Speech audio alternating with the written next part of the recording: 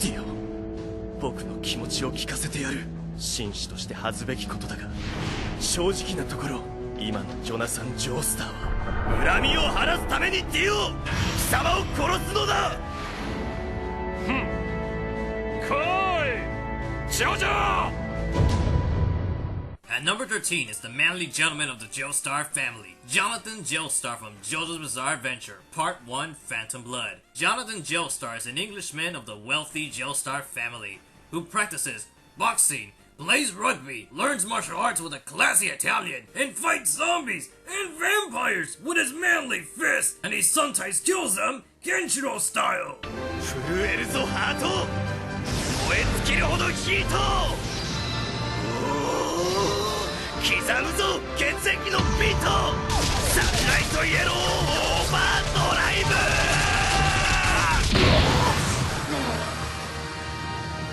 Manly! Jonathan's most notable aspect is his kindness and role as a gentleman.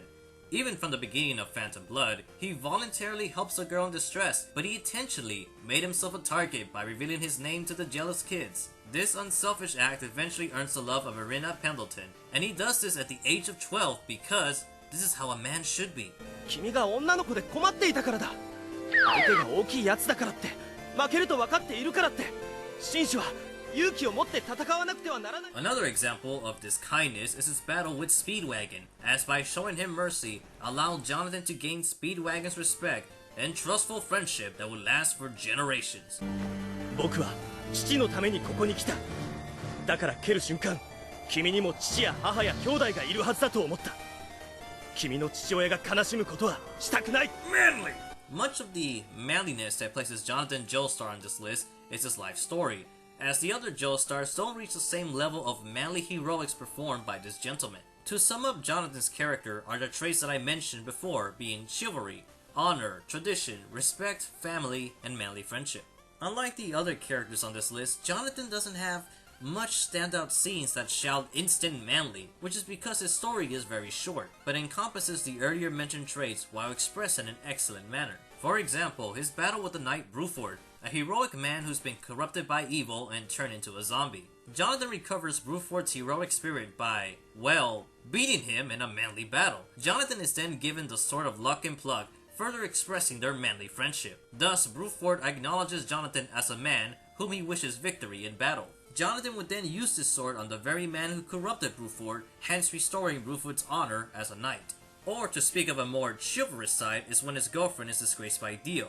What does Jonathan do? He goes and kicks his ass! Manly! So to those wondering why not Jotaro or Joseph, the answer is because Jonathan is the kindest and has the most masculine events among any of the Joestars. Much of his qualities is shown through the writing placed onto his character, such as his contrast with the villain Dio Brando. For starters, the two are stepbrothers whom they shared a very rough childhood and grown to respect each other. While Dio Brando is known as the iconic villain of JoJo, Jonathan is the only Joestar that Dio respects. Part of this is due to Jonathan's tenacity, but it may even have to do with family, despite not being blood related. このディオの情けなき姿をあえてこの姿をお前の前にさらす。それはジョジョ。あれほど侮っていたお前を今尊敬しているからだ。勇気を、お前の魂を、パワーを尊敬している。 Much like Rao and Kenshiro, they both acknowledge themselves as brothers, despite knowing that Kenshiro was adopted in the family. Also, similar to Kenshiro and Shin, Jonathan and Dio could have lived peacefully, but Dio's ambition is what threw away this idea. Dio believed that a human can't achieve anything. Therefore, he abandoned his humanity by turning himself into a cold-blooded vampire. And this is where the contrast begins. Jonathan learns the martial art known as the Ripple, which concept is sunlight, or in other words, a fiery spirit. In a way, Jonathan's heroic heart is given a tangible form who inherits the souls of his deceased father, mentor, and friend. He cherishes their memories and fights for their honor, unlike Dio, who fights for himself. Dio thinks of human beings as food. Therefore, his personality is also given a physical form, being ice.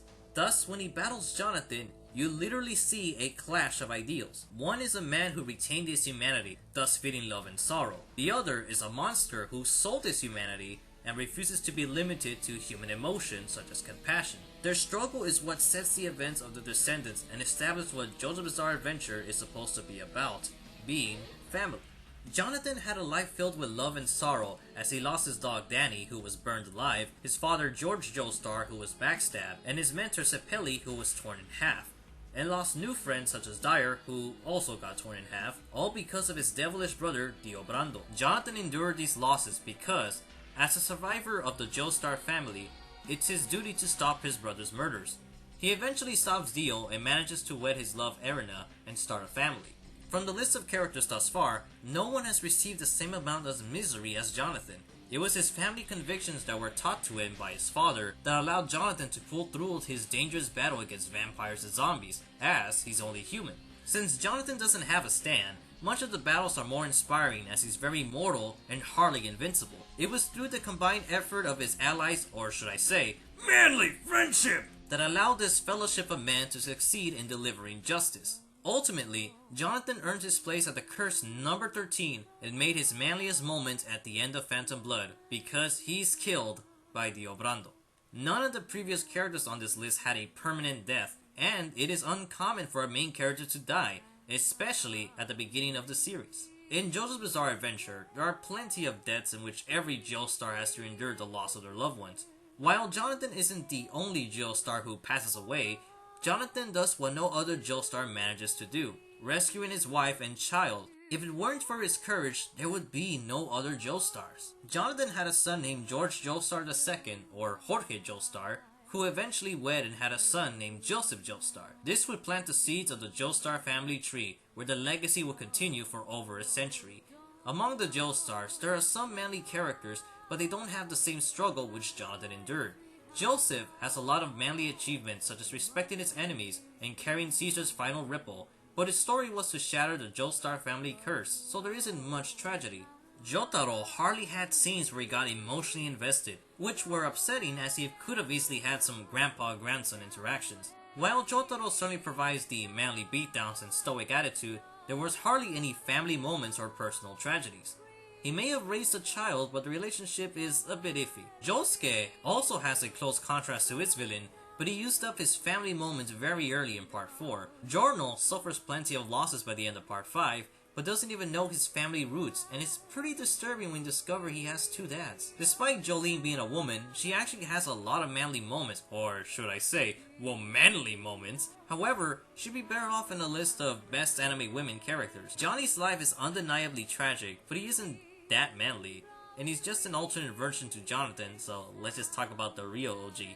And Gappy is Gappy. Jonathan's sacrifice left a mark in the Joestar family tree, and among JoJo fans, and it's a shame that the series doesn't elaborate on the Joestars understanding their roots. It would have been easy to make the sort of lock and pluck be a weapon that would be passed to Joestar to Joestar, or have the spirit of Jonathan haunt Dio, or better yet, if the Joestars were able to speak to the ghost of Jonathan, or if Star Platinum was Jonathan's soul. There were so many ideas that could have been utilized, and it upsets me that none of these family concepts were put into effect. Nevertheless, Jonathan Joestar is a man who carried the spirits of his fallen friends and family, thereby proving that a human with a warm heart can slay evil and protect those he cherishes. The main appeal of Part 1 is the struggle of a man who battles monsters but doesn't let his ideologies become corrupted, hence being a gentleman. His body is pushed to the limit and his grief never ceases, but always remembers who and what he's fighting for. While he was defeated by Dio and had his body defiled, Jonathan Joestar is the root of the Joestar family, where his heroic traits will be found in other Joestars.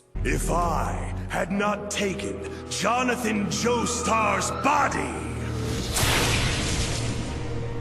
if it hadn't been for his energy to augment my own limited source, I couldn't have survived at the bottom of that ocean for 100 years. But still, this body has like a bond between a parent and a child. It ties me to his kin. Jonathan and Dio were enemies, but he still shed manly tears for Dio, as his youth was a youth spent with his brother. His tragic end is the opposite of Kensho's story in the Shin arc, but this only proves that as a married man, he fulfilled his promise of till death do us part. This is undeniably manly, and tragedy only makes a man manlier, for we sympathize with him. Jonathan Joestar's battle with Dio is what sets them apart from other Joestars and villains, as their battle represents the very theme of the story, the celebration of life, family and bloodline, from parent to child, and then on to the children's children. So don't cry.